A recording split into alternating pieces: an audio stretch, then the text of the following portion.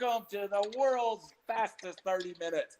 Reckless speculation, where we're going to speculate on stuff that doesn't make sense. Some of it will, some of it won't. Welcome. Above me, below me, beside me are some of the smartest dumb guys you'll ever meet. To the right, we have up first, Robbie Davis. What's up, Robbie? Oh, it's almost the weekend. Thanks for having me again. And looking forward to the show tonight. Yeah, and we're doing kind of a hodgepodge tonight. I just noticed I still have the Sylvania Rams logo up for the young man, Styles Hughes. I just finished the broadcast with him, and I wish him all the luck in the world. What an incredible young man. Yes. Below Robbie Davis, from the Middle Tennessee, greater Ohio State area, it's Brandon Chain. Excited to be here. It's got postponed tonight, but looking forward to tonight's show. Yeah, I wasn't feeling too good, and I know you've got pages and pages of notes you were dependent on, and I hope it didn't change too much. But we'll get through it. We'll get through it. And below me, from the left coast, I'm surprised not wearing a Freddie Freeman jersey. I got my Freeman T-shirt back here. The Freddie.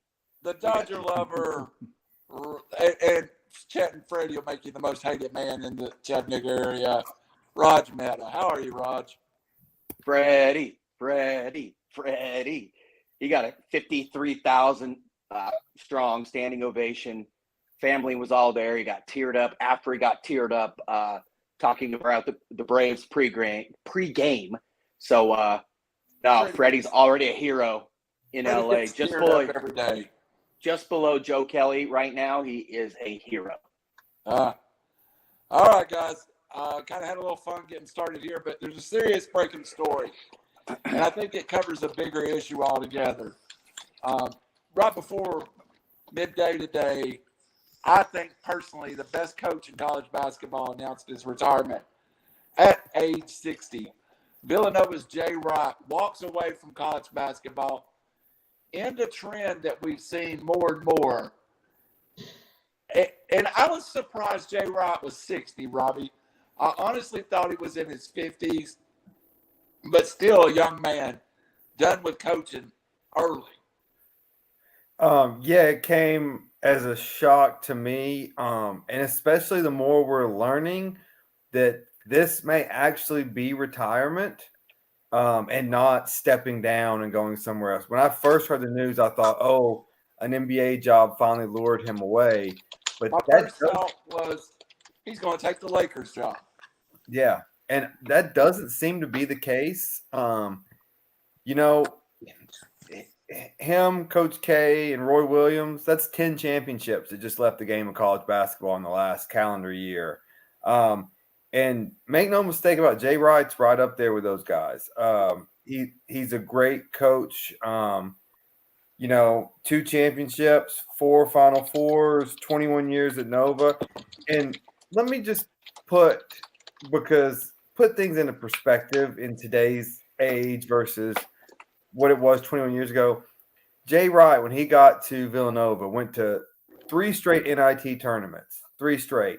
Nowadays, that gets you fired. So patience, let people build programs, hire the right people, let them build programs, and you will get return on your investment. Another thing to put it in perspective is, and for some of our Vol fan listeners, the perception of what you do in March defines a career. Jay Wright's career winning percentage, 695. Rick Barnes' career winning percentage, 656. You wouldn't put – I love Barnes to death, but you wouldn't put Barnes next to Jay Wright. You just wouldn't. No, and Robbie, it's not like, before we move on, it's not like Jay Wright stayed at Villanova because he had to stay at Villanova. I know at one point Tennessee inquired to him, a very public inquiry that would have probably made him one of the highest paid coaches in basketball. I also believe that I want to say UCLA inquired to him, and there was no interest to leave Yeah. Villanova. Well, I mean, the Sixers, before they got hired Doc Rivers, they made a hard push. He didn't even have to move his house. He could have went to the 76ers, NBA job, a good NBA job, with a lot of talent. And that's not one of these Rick Pitino's, John Calipari going into a dumpster fire. That was a really, really good NBA job that he turned down. Chain, you saw a similar thing in football, and I know everybody will criticize him and make fun of him now, but we've twice saw Urban Meyer walk away after winning national championships, after being successful. The first time in Florida in his 40s, at Ohio State in his 50s. Now he couldn't find a job in the NFL if he wanted one, but still yet. Coach pressure is a real thing in today's society. It definitely is. But I don't see where there was that kind of pressure. Like Urban Meyer got mixed into some bad things along the way, which caused him to retire rather than stick it out kind of deal, almost coward-esque, if you will. But Jay Wright has been a staple in college basketball, and for him to just step down at this point in time, like we had on our group text, we talked about, I was so surprised, and we all thought, possibly an NBA job that's coming up. Maybe he's going to the Lakers. They need a lot of help. Maybe he can win a championship there. But it's surprising. But yeah, the stress takes a toll, man. I mean, it does. And at some point, you know yourself as a person, and you just kind of gotta wave the flag and give it up. Raj, what does this great answer, by the way, Brandon? What does this say about, and I'm going to mention names from your university, probably a lot of universities, the John McKays, the John Woodens, the Nick Sabans, the Bear Bryants, the John Cheneys. What does it say about these guys that coach into their 70s? Now to see, was it a different time? Was it a different place? With Saban, it's not. But is it just that much more of a pressure cooker? Or is it the coach now has financial means maybe not to do what some of these other coaches didn't? Yeah, it is absolutely a different era. But, John McKay was born in West Virginia. He coached at USC, one of the greatest coaches of all time. He left for the Tampa Bay Bucks. I believe he was their initial coach.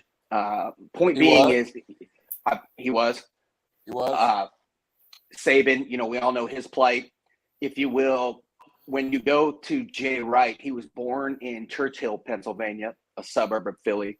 His undergrad was Bucknell, Pennsylvania, which is an hour and a half, 2 hours from Philly, in Lewisburg. And he coached at Villanova, which is in Philly. He's a Pennsylvania guy through and through. He was the fifth highest paid coach in college basketball at $6.2 million. And yes, UCLA was the team a few years ago. They offered to double his salary. The Lakers would pay 5 times his salary at this point, and they have the money. So I think Jay Wright achieved all that he wanted to do in this world, in the college basketball world. He is staying on, from our understanding, as a special assistant or something to the program. He's a family man, parent. Everybody is in that area. And I think he achieved what he wanted to. He has hit the ceiling for his perspective. There's not much more he can do. And I think he wants to slow it down, as stated, and be around family, be in Pennsylvania. Like, there's never been a more true Pennsylvania or coach, even for one state I can think of, than Jay Wright. So, Robbie, going back to you, recently we saw the very high-profile retirement of Jim Carrey, the actor, whose words were almost exactly what Raj said. I've accomplished what I needed to in life. I enjoy painting and being by myself. And unless something falls through my front door that is so good, I can't see the world not living with it, I'm retiring. Now we get someone like Jay Wright retiring early.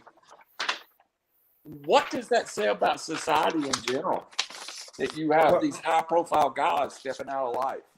Well, I think a couple things. I think there is more money in entertainment, and sports are entertainment, than there ever has been. These guys don't need financial motivation anymore. And with college basketball and college sports in general, you've heard Saban talk about it.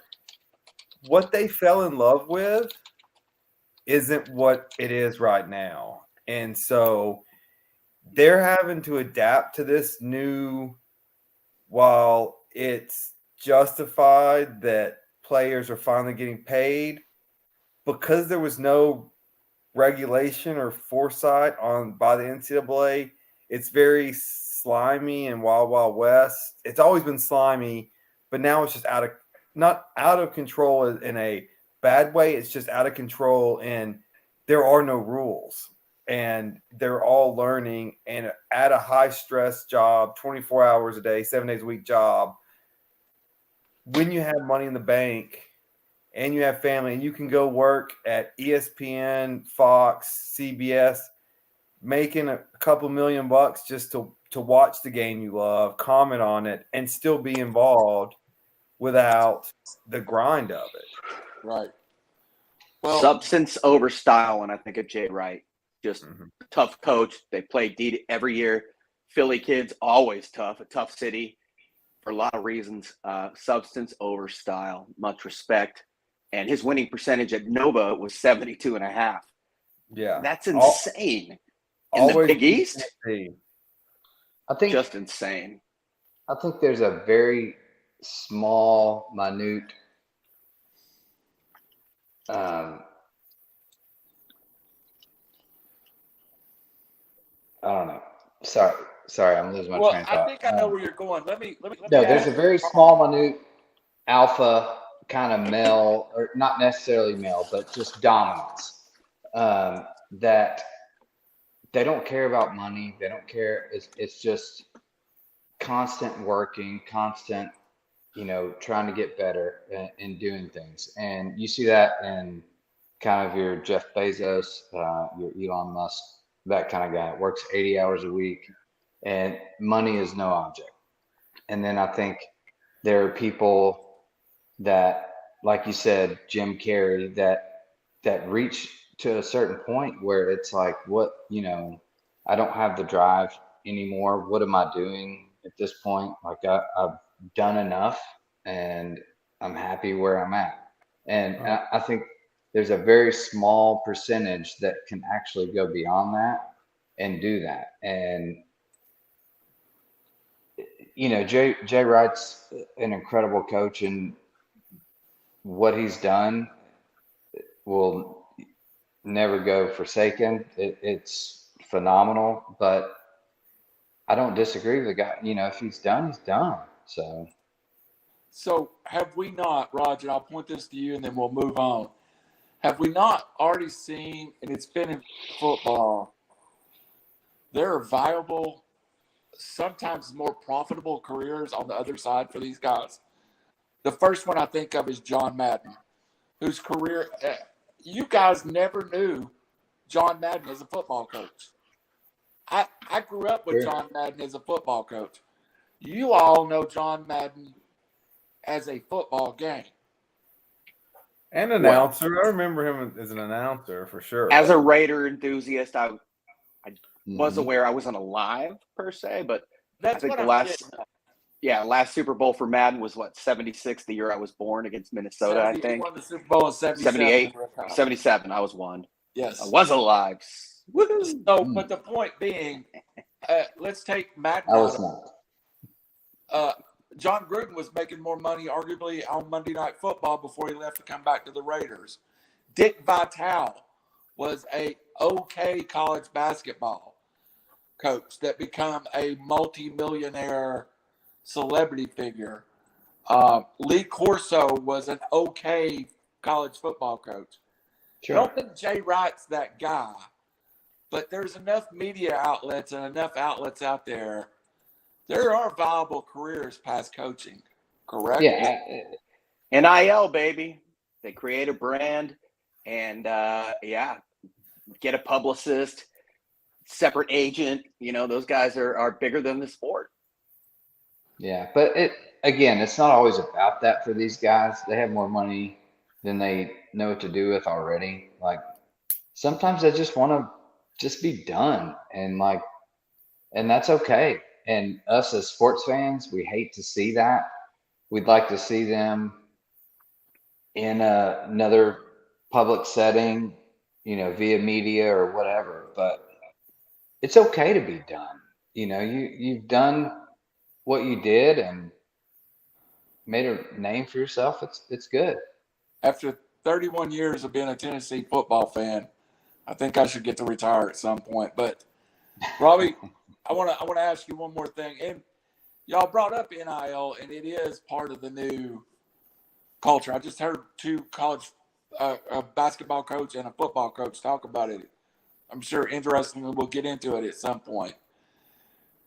I don't know if it's the NIL that's harder on coaches. I don't think the NIL affects their day-to-day life as much as the transfer portal. Transfer portal has added a pressure to coaching we don't think about.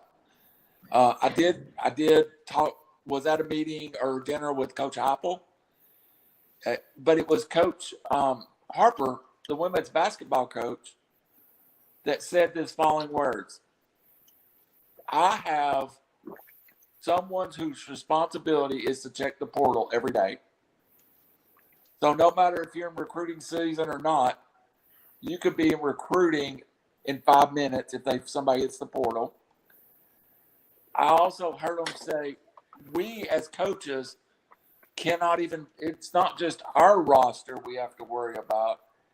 She said, we took our team assistants and spent several days trying to figure out what other teams in the SEC's roster was left after transfer portal and all of that. Has the transfer portal added a level of complexity that it's almost like a general manager in pro sports? Well, I mean, they go hand in hand, right? Like the idea that the NIL is available is what makes the transfer portal so dangerous and deadly. Look, if you're sitting there, especially in basketball, hey, we're missing a big man from this team. We can make a Final Four. Oh, we're playing X team. If I'm a big booster, hey, come on, car dealership, we can sponsor him for X amount of dollars. Transfer over to this team next year. Let's make a run at this. Where one player can change the sports.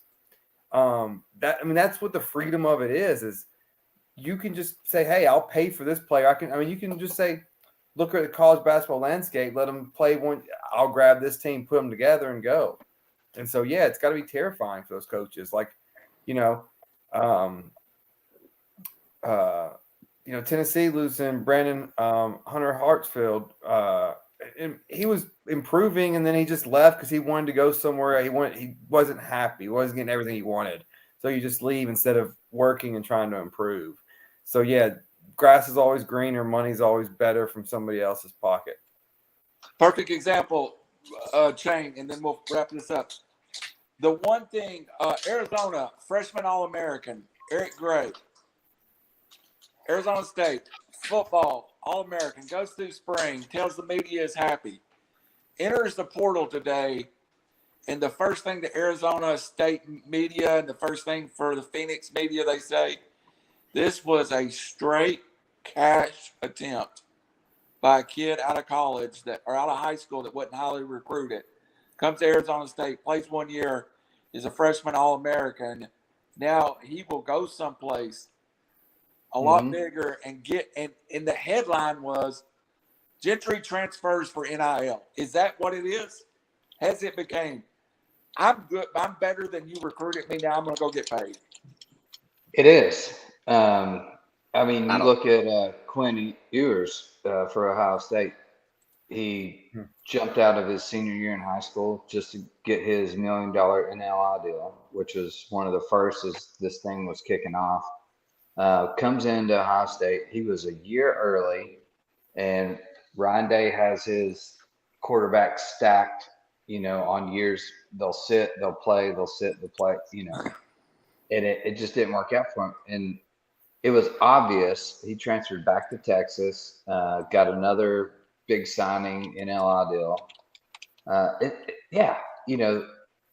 You're a 17, 18-year-old kid, and you're getting all this hype about $1 million here, $10 million here, $5 million there. Yeah, you're gonna fly all over the place just for the money. It's unfortunate, but it's similar to NFL kind of free agency trading situations, and it's it kind of, I don't want to say disgrace, that's not the right word for college football, but it makes it really hard to watch when they're bouncing around. I mean, we already don't get very long with these kids that commit to a team. But to see them just flip-flop and go somewhere else just because someone else wants to give them $200,000 extra, we're in for a lot. All right, Raj, finish us up. Where does Jay Wright's legacy land him? Hey, real quick on Gentry. Arizona State is a dumpster fire beyond any dumpster fire. Allegations, coaches fired, Antonio Pierce, Herm Edwards. How many guys have transferred out, including their starting quarterback, Jaden Daniels, to LSU. Everybody's getting off a sinking ship. So that whole money-only thing, I don't buy it. Well, when it I will comes to tell you, if you research it, the kid said in spring, I'm never leaving. I want to be here. I want people to doubt me. Then some of his teammates got NIL deals when they transferred, and then he hit the portal. That's maybe he said that to get a local NIL deal at home, and then it didn't basically produce the way he wanted. I just don't buy it. Repeating what I heard the media report. I saw it as well, but the Jay Wright, he'll just simply go down as, like I said, substance over style, and one of the greatest coaches of all time, a guy that taught the fundamentals of basketball on both ends. Kids that played hard. Every kid went 110%. If they didn't, in practice and on the floor and during games, they didn't play. Jay Wright didn't care. The most gangster thing he ever did was when they won the 2016 national championship and Chris Jenkins hit the game winner at the buzzer over North Carolina. If you go back and watch that clip, he just watches the shot, he makes it, and walks back down to shake Roy Williams' hand. He does not go crazy. They show Raleigh Massimino, the old Nova coach back in the day. He's doing backflips and he's like 80. But Jay Wright just walked it off, man. He act like you've been there before, even though he hadn't been. He's a gangster, dude, and a hell of a basketball coach. There's not one person he didn't want to who get doesn't that respect him. $20,000 suit messed up. Exactly. He does look. He is from Philly. He does look like he's got some ties to something. Somebody on Twitter just joked, like, I knew he wasn't going to take wearing these jumpsuits for very long. He's like, I got to get back to the dress suits. All right, guys. He's got his own tailor for sure. I could definitely. I stay on Jay Wright. He's to me, he's the best in the business right now. But I want to hit a couple more topics before we get farther, and a couple of them is to gauge you guys' interest in the subject right now. And we're going to start with the United States Football League played over the weekend. I will tell you, I watched a game and a half of 4. I played DraftKings on one of them. Oh, man, you have problems. You do have problems. I did not find it as enthralling or as interesting as the XFL. I thought the play was a step down from. I thought the XFL's play was better than the current play in the USFL, but the ratings were okay. We'll start with you, Raj, and work our way around to Robbie. What was your interest level in the USFL? Super low. Football is just a sport where college is essentially the minor leagues. Nobody wants to really watch, at least in the United States, just because for whatever reason the discrepancy between the product on the field is far different than any. It's just so apparent versus baseball or basketball. In those two sports, you can see promising talent that has superstar ability, just needs to hone their skills. I don't see that in these leagues. I think it did a 1.8. I think that's less than the XFL, which was basically like the WWF with in terms of how they presented the league. And of course, everybody remembers Rod Smart. He hate me, and the opening like tip, if you will, was throwing the football and two dudes ran down trying to kill each other. But no, I mean, for me, I didn't care. All the games are in Birmingham, even though there's only one team in Birmingham. I wasn't impressed. I saw a little bit, kid like Shea Patterson, but Paxton Lynch, a first-round pick who was just awful in the league. Like I said, the discrepancy is just too great for me. It won't work. Now, I did go to the USFL games back in the day. I saw Steve Young in the LA Express. That was different. That was basically NIL deals for players coming out of college. Herschel Walker, Jim Kelly, tons of NFL talent. Until the leagues merged, it was a different scenario back then. But I don't see much NFL talent here at all. It's akin to the Arena Football League, which at least is kind of cool in its difference. But very low interest for me. Chain, did you see Devontae Smith, running back for Tampa, very publicly was cut by his, I guess there's a show that's USFL based. I saw it on Twitter. He was cut from his team because he complained about the food. They had chicken salad. He wanted pizza, so they basically cut him.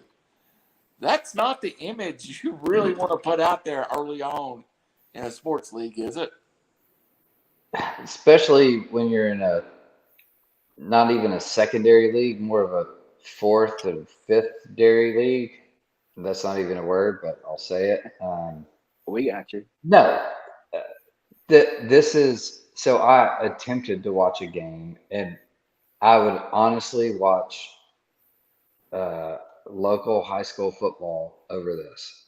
It was just such a poor production. It's not good. It is doomed to fail.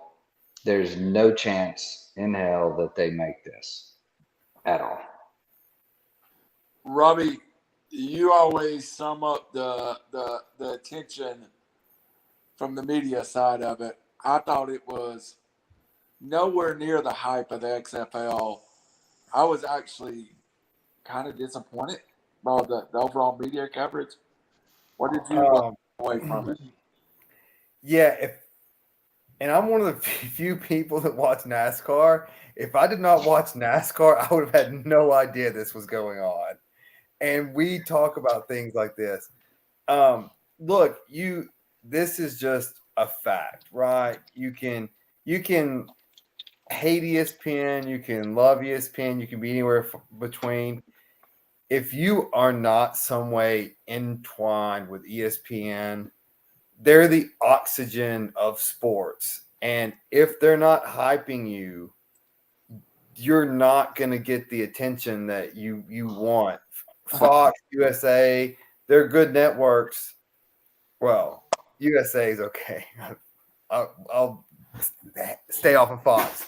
But, like ESPN's the oxygen of the sports world. And I think the NHL, Gary Bettman from the NHL, had a great quote, and it pretty much sums it up. Whenever ESPN and the NHL came to a contract agreement, he said, hell, if they are half as good at promoting us as they were at blocking us, then, hey, we'll be in good shape moving forward. And the USFL is dead on arrival. Real quick on Smith, though. The full story is this is his third team rule he violated. He was a team leader. One of the older guys came out and was first undrafted in 2017 by the Dolphins. Been in a few NFL camps, the Redskins at the time. Played in the XFL. So dude has seen it all, especially in these amateur leagues. He was expected to be a team leader, and he wasn't. And in that league, there's not going to be a huge difference between, for obvious reasons, RB1 and RB2. And everyone is easily replaceable, save for maybe some of the quarterbacks. Dude just didn't – it wasn't just about a pizza is my point. But that's what got put on social media. Yeah, exactly. That's the story, and it was probably the best thing so far for the USFL. There's no such thing as bad pub. I think a lot of people tuned in after that, so maybe it was on purpose. Who knows? That is the most interesting story of the USFL, bar none. Maybe for a minute, but you got to look right at now, so far the facts right now, boys. Like, this is just a bad product. Like, you know, and I get it's young and they're trying to grow it, but like Robbie said, if you're not on any of these major networks and you're not getting any headway on there, I mean, I was enthusiastic when I watched it and I was trying to really like it. It was just so bad. Like, I looked at ESPN.com. I looked at ESPN.com before we got on to look and see what the standings were. It's not even listed as a sport on ESPN.com. Yeah, like I remember the Nashville Cats, the Arena League back in the day. Heck yeah, that was a sweet product. That was awesome. It was a great product. You know, it was short-lived, but it was awesome. College football. Hey, on Fox Sports 1 right now, the Tampa Bay Bandits are facing the Pittsburgh Maulers. I'm telling you, high school football in Birmingham, especially locally, all games in Birmingham. You can take Birmingham, Tennessee, whatever. High school football is way more entertaining and interesting than what they just put out. Kids get paid more at some of the bigger programs too, especially in Nashville. So I work. Now you're getting NLI deals. I work at under the table.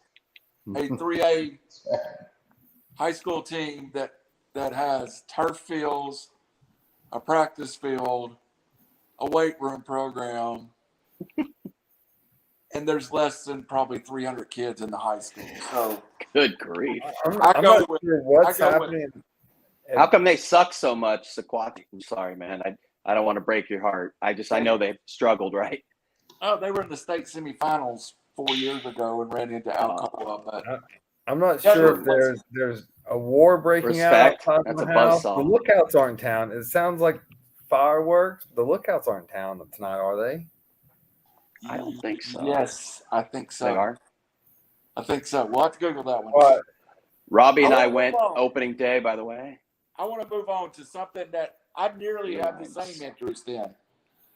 I don't know why, and I don't know if I wrote off basketball when the NCAA tournament ended, but it seems like the NBA, and usually I get hold of the playoffs, but so far, 0 minutes into the playoffs. I've checked the Hawks score a couple of times. The Grizzlies just won, by the way. Yes, Did I know? Just finished up. So let's start with you, Robbie. What was that Grizzlies scores, and how much did you watch the game before we came on there? I think it was 104-95. Something like that. That's three units in the positive, boys. Nice. 104.95. 104. Yeah. So, so I've been flipping in and out of the playoffs. I watch. I mean, there's nothing really going on right now, so I'll watch it. Obviously invested in the Grizzlies and the Hawks. Golden State's just fun to watch for me, and then the Nets Celtics series is just fascinating because of the Nets villains and then Grant Williams being for the Celtics. But I've been, and this is the standard for me for NBA playoffs. First round, kind of observe as it progresses, get into it, and the conference championships finals is much must see TV. So, Mr. 3 Units, I guess you're following it a little closer than I am. I would say. Oh, you asking him? My bad. Go ahead. Yeah, Mr. 3 Units up over here. Yeah, so I did bet on the Grizzlies tonight. They were, I think, plus 2.5, 3, something like that. And then I got a second half line at plus 3.5. So took both of those. Feel pretty good about it now. I didn't know the score. Let me ask the question. Is it your Yep. degenerated gambling or No. the NBA playoffs that's holding your attention? It's the NBA playoffs and the teams. So look, the Grizzlies, like second best team in the NBA right now. So they're going to show out. Timberwolves have put on a strong showing for sure.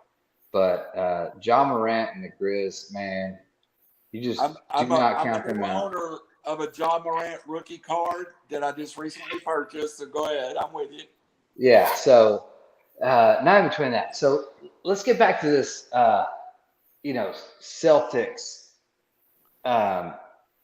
Nets whole deal. What a debacle that was. So last night, I just cannot even believe Kevin Durant and Kyrie in the entire second half. I don't know the stats, but it's got to be somewhere in the ballpark of 4 for 12, 4 for Durant was 16. 0 for 10 in the fourth quarter. It was atrocious. It looked 4 for like 17. I've never seen Kevin Durant be so defended so well, where he could not even, like, he was so rattled he couldn't make a shot. I've never seen him bothered, much less frustrated. The only saving grace he had on point line was, getting fouled and making free throws. But if he took an open shot anywhere, it was bricks. So, and Kyrie was irrelevant. I think first game he scored like 31, 34 points and balled out. But this game, completely irrelevant. I bet on the Nets, obviously, last night. And it was just, this is the thing about the NBA. You just, like, there's certain trends that you expect to see. And this was one that got kind of busted. It should have been the Nets last night. And then you see, the 2-star players go over, in the second half. So it was, bad. But yes, I am following the NBA playoffs closely. All right, West Coast, no Lakers. I think Who? No Lakers. Who? But I think the Suns The and team Nuggets, that gets the highest ratings. I think They the right? Suns and Nuggets kind of have the media share now, even they're a small market. And you've got the Bucks coming out the Midwest. Bucks got beat. What does it mean? No Lakers to the playoffs. I mean, first of all, can I say it's pretty weak that, I get it. Tennessee doesn't have teams, but these fools are fans of Nashville for hockey and football, Memphis for basketball on the other side of the state. At least Randall keeps it real with Atlanta for everything, so I respect that. Oh, and the Braves for baseball. I wouldn't know icing from goalie, assistant, Apple, Gino. Don't know nothing about hockey. They left me. I'm never going to come back. Go ahead. But yeah, the Lakers are huge. It's not the same for a lot of people. The Lakers are the biggest draw. There's no question about it. Highest ratings, mainly because of superstars. The NBA is a star-driven league. They market them well. So far in the playoffs, if you look, there's a lot of injuries that are affecting games. The NBA loves dominant teams. Phoenix was the best team in the league, but, Chris Paul, Devin Booker, I don't think it's must-see TV per se. If you just look around, Jamal Murray for the Nuggets is hurt. Steph Curry has been on a minutes restriction from his foot. Doncic has not played yet for Dallas. The Bucks lost Chris Middleton last night to a knee sprain. Devin Booker, who does have unlimited range, hurt his what he hurt yesterday, his hamstring. He's going to be out 2 games. So it's that's a big problem. And these matchups, for the basketball enthusiasts, they're very different, and that's cool. But Memphis versus Minnesota outside of those 2 states isn't going to do anything for anybody. Even though, like, basketball purists, those are great teams and they're super athletic and talented.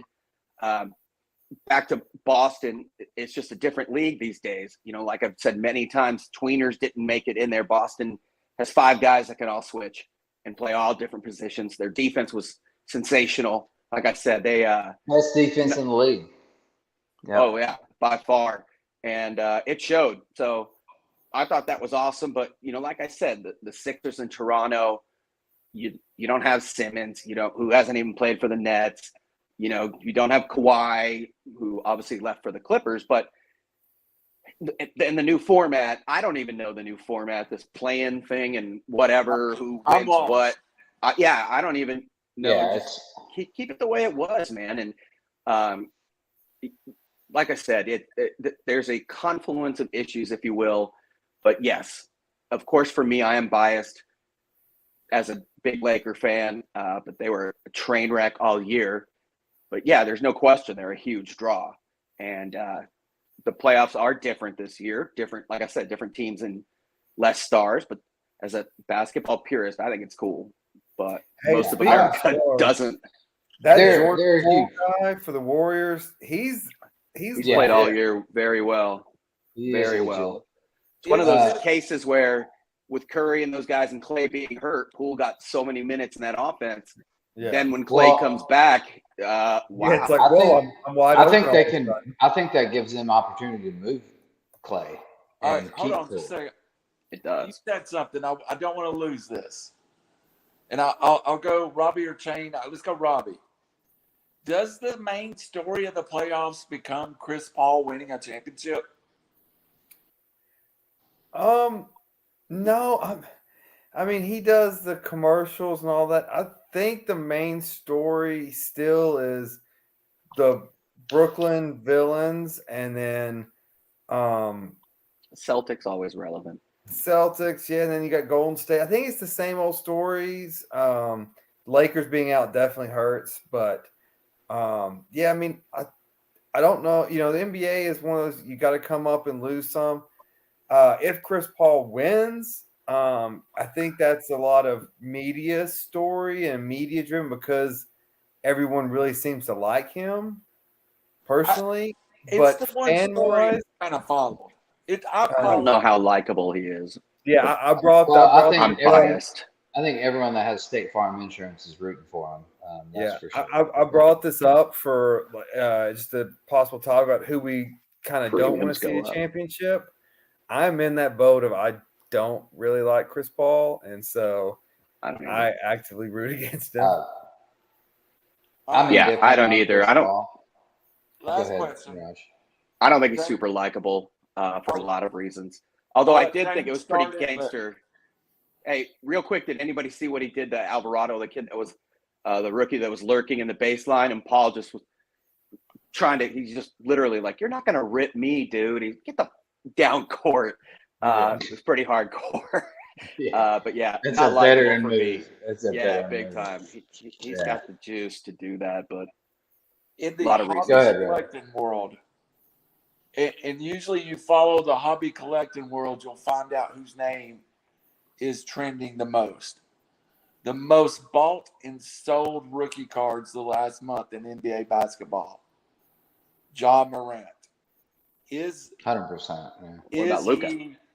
Is he becoming a superstar in the world of NBA basketball? 100%. It's third year in right now? Second year. I think. His rookie cards are up 300%.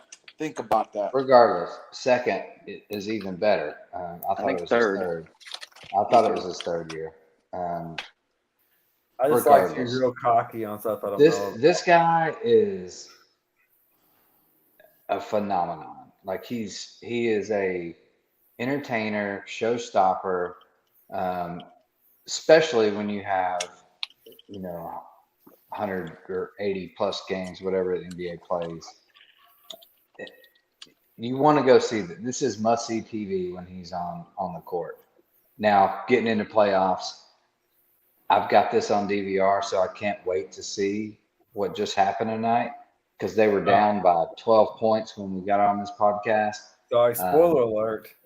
So I'm Third year. I'm really excited. I thought it was third year. Thank you, Raj. It is. I'm really excited to see this. But this dude is just he's one of those special players, and you can see it, like the eye test, like like when you watch a player, like this guy is gonna be the stuff, And from all accounts, I mean, I know the bigger lights are going to come calling, but by all accounts, he loves Memphis. He will not leave Memphis. He'll get a huge deal and continue for his 2-year max and max it out. He'll roll over. He'll be in Memphis for a while. Absolutely. He's emblematic of the new Memphis, point guard. and Memphis will pay him. Oh, back in the day, it's max for sure. He's not going anywhere. Max every 2 years, whatever you want. Max. He's from the South. To me, and I'm using the word akin once again, when Magic Johnson came out of the league, he revolutionized the point guard position. He was no look. He could score. By the way, they outscored them 37-12 in the fourth quarter. So that's defense. Another team with a bunch of dudes around the same height that can switch on everything. But Ja Morant is a freak athletically, the way LeBron is.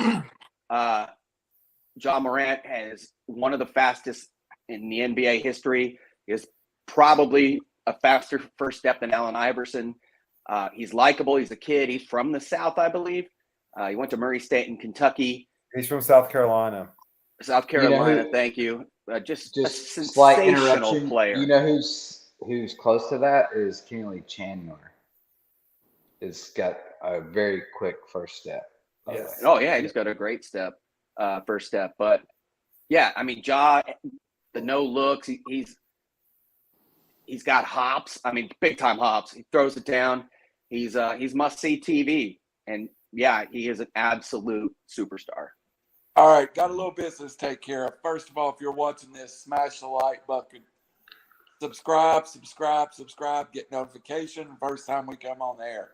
Second thing, this weekend we have a show releasing about Nashville sports. We're going to talk about what part, it's going to be a bigger conversation about NFL stadiums. I'm sure we'll talk about the Falcon Stadium. We'll talk about SoFi, some of the stadiums that's been built, and also some of the things that the city of Nashville's done right and done wrong with the Titans, in my opinion. I think I'm critical of some of the things that the Titans have done over the last decade, but make sure to look for us this weekend, next Thursday night, live here on, I don't know if we're going to call it River City Media, Reckless Speculation, but next Thursday night draft, April the 28th, you'll have us melting down over every pick. And these turkeys are going to look dumb when a quarterback goes in the top 10. It's going to happen. I am confident. Worst quarterback class. Ask the Jets and the 49ers how they feel about those 2 top 5 draft picks. I They're think last stupid. year's They regret them. Greatest quarterback class of the year, years and years. The best pick was a guy they took in the 23rd or something like that. So no, it was Tom Brady at 299. That's well, 6th round, yeah. Yeah, he didn't get drafted that's what last year, though. That's what I was saying last year. All right. All that thing said, let's get to the last subject of the night. Just to touch in, Roger, our baseball guy, what have you picked up from MLB so far? Home runs are down and strikeouts are up for multiple reasons. As a purist, again, I love it. Dodgers are must-see TV. They just played the Braves and took 2 out of 3, and what are, again, the two best teams in the National League. I don't care about the Mets record. It was a great series, great pitching. Each game, Fried was untouchable, Gonsolin was untouchable. But yeah, I think it's been awesome. But the pitch clock should be introduced like it has been in the minor league, shaving 20 to 40 minutes off of games. It's so nice. Yeah, and they need to market their stars better. Everyone knows that. But so far, I've loved it. I think it's been great. But I'm a Dodger fan, and they look pretty good. Yeah, things are good for the Dodgers. And I'm happy with the Braves right now. I'll give you my, we're waiting on basically Mike Soroka and Ronald Acuna to get healthy. And Acuna is at AAA right now. I think the big thing is it looks like everybody worked out from the Freddie Freeman situation. The Dodgers are happy. Matt Olson leads the majors in hitting right now. And Christian Pache, a former first-round or top 10 prospect, is tearing the cover off the ball in Oakland for the A's. So sometimes you get win, and it looks like that's worked out. But I don't want to stay on that. I do want to get to what Robbie said. Minor league baseball is completely different than Major League Baseball by the pitch clock. Yeah. Well, I'll just touch real quick. Last year, the Braves were through 14 games. They were 6-8, won the World Series. This year, through 14 games, they're 6-8. We'll see what happens. And the Reds, the Lookouts parent team, are 2-11. So hopefully, all the studs are still down in the minors. Raj pointed out he and I were at the opening game. Beer lines were atrocious. Yeah, beer lines were ridiculous. But it speeds it up so much. And, Raj has got a kid, and I'm sure going to a game like that makes it so much more just doable to watch the game, keep people's interest. Major League Baseball going 3-4 hours, can't do that. The pitch clock has to get introduced very soon. And baseball's expensive, man. A buddy of mine works for the Dodgers. I get, thankfully, free seats when I'm home. But for the Braves series, which is big for us in our household, he can get us seats above the Dodger dugout. They're over $200 a piece because I have to pay for them. Three of us, that's $600 per game. If we go to all three games, $1,800. Minor leagues, you pay like $8. Yeah, you can get next to the field. The players are super friendly. They involve kids and everything. So, yeah, it's much more family friendly to say the least. Fireworks, etc. But unfortunately, for the Lookouts, they went cashless, and I guess the beer dudes can't handle square or whatever, the walking around beer dude. So every line was just killing us. But that's just a side note. And yeah, beers are cheaper too. That's awesome. We should have a whole show on why I think it's illegal for places to go cashless, but that's a whole different subject. That is a different subject. Chain, how much interest do you have in the baseball season as a not purist baseball fan or really not a baseball gambler? Well, I did see Freddie Freeman hit a bomb on his first at bat in and if you had read my text, I called that the Braves Stadium. So yeah, that was pretty awesome. Kind of a welcome back, or Dodger Stadium. But I thought that was pretty cool. Yeah, I haven't watched much baseball yet. Even though I got the Cubs thing on, I just haven't. I've been busy and trying to get into the NBA playoffs right now. I just kind of lag in the beginning of baseball, and kind of after the All-Star break, that's when I start getting into it to see what's really going on. So, speaking of the Cubs, talk about a sensational new player, Seiya Suzuki. He's been just on fire, great on both ends. He came over from Japan where he was just unstoppable, hitting 387, and Wrigley loves their guys, and standing O when he hits every time. So that's been pretty cool for the Cubs. They're 6-6, and they're hitting the ball. I may be a year late on this. Is Toronto back playing games in Toronto? Yes. Yeah. Okay. wrapping it up, we did go double the time this week on the weekend review just to see a different format, see if someone like it. There will be a show this weekend releasing on Friday that's going to be a hodgepodge of Nashville sports and basically debating the new stadium that's going to be built within the next calendar year. And as a non-Titans fan living in the state of Tennessee, do I support that? It's an interesting question. But any final words, or does anyone have a bet your nut? Starting with Raj Mehta. Wasn't prepared for Bet Your Nut. Randall, real quick, I realized that I should subscribe to our own channel. It's River City Dash Media Sports. on YouTube. I didn't know there was Dash Media. There's obviously other River City Media. So make sure we're telling people, everyone, River City Dash Media Sports Talk hyphen dash, more colloquial.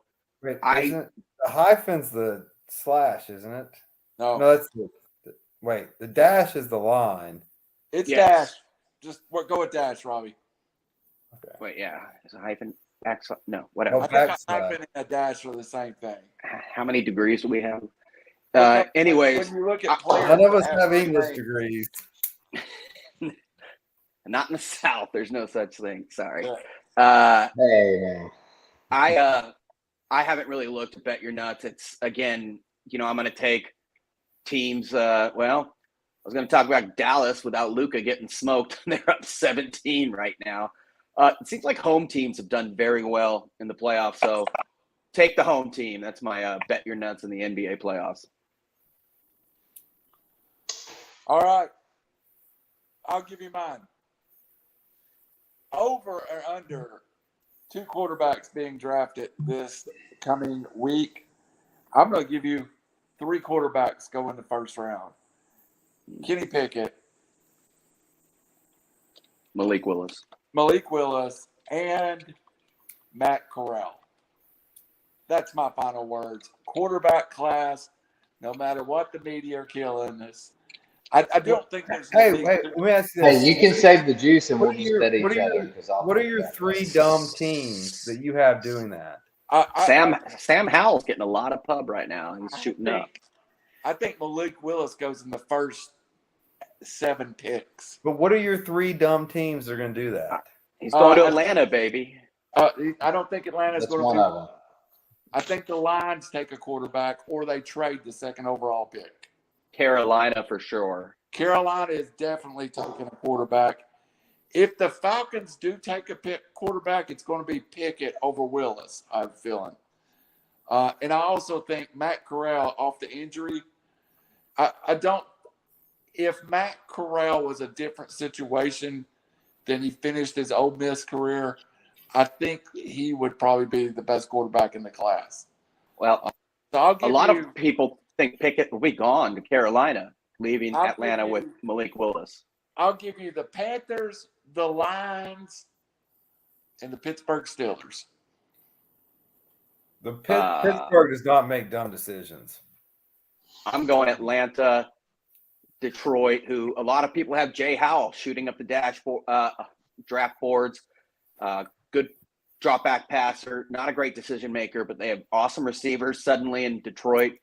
I think strong possibility that Pickett goes to Carolina, Malik Willis to Atlanta. I'm not an insider though, and Sam Howell to Detroit in the last pick that they got from a trade in the first round with the Rams. Malik Willis is living in Atlanta and training in Atlanta. So I think Malik Willis feels like there's a possibility he's in Atlanta. Michael Vick, crappy O-line, quarterback's got to make something happen. And sells a lot of tickets in Atlanta. He's marketable for sure. Yes. Robbie Davis.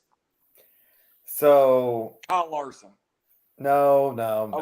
Don't. I'm not getting lazy, but I will say, I hope people watch the Bristol race, the dirt race. It was exciting. It was fun. Crazy finish. Ty Dillon got screwed out of his win, but Kyle Busch won on a wreck at the end. I think Kyle Busch takes that momentum into Dega. He's at plus 1,600, which is a really, really good bet for this race. The best odds are plus 1,000, so it's a wide open race. Take the guy whose car just won, and thank me later. Kyle Busch. Austin. What about Austin Cindric? He's plus 14. I like him too. 1,400. I like him too, but Kyle Busch has got the car. Chain, save the day after the NASCAR talk. Yeah, we're not going NASCAR here. We're going NBA playoffs tomorrow. Bucks in Chicago. They are 2.5-point favorites. It was a fluke last night. A fluke, I tell you, because the Bulls haven't beat the Bucks all year, and I can't remember the last time they won a playoff game. So I'm going the other way on that game. I will put my money, and we can save the juice, Raj, and just do a little side bet. But I will put my money on. Let's do it. The Bucks minus 2.5 all day. I mean, mortgage your house if you have to. This one's gonna cash. That's the first home playoff game in a good Chicago team in years. They're loaded for relative to them, and Chris Middleton's out 2 weeks. I think Milwaukee wins the series, but I'm taking the Bulls in that first home playoff game, catching 2.5. It's not my bet you're nuts, but yeah, we can do a little side bet on that one. What happened to our host? Did he disappear? Over under, I draft 3 quarterbacks in the first 5 rounds. Under for sure. Under for sure. Running backs even. I was trying to be cute and uploaded a picture while we were on the air, and I ended up knocking myself off. So everybody get their last point out. We good right now? We're good. All right. For Randall Cunningham, for Raj Mehta, for Robbie Davis, for Brendan Chain, we are ridiculous beyond speculation. Join us next. We are ridiculous beyond reckless. And we are River City Media. See if my picture came up. My picture. I really wanted to show this picture. Hold on. Of yourself? Yeah. Hold on. I got to get this thing. Randall Kardashian. You should get reckless tattooed on your hand so you can. You should do duck face. I'm never going to get it right. There you go. Duck face, bro. There it is. The Heupel picture. Me and Josh Heupel. The man, the myth, the legend, Josh Heupel. The doughboy. For Robbie Davis, for Brendan Chain. He looks like Bobby Hill. This is reckless. He does look like Bobby Hill. This is reckless speculation. And we'll see you next week. Hey, Dad.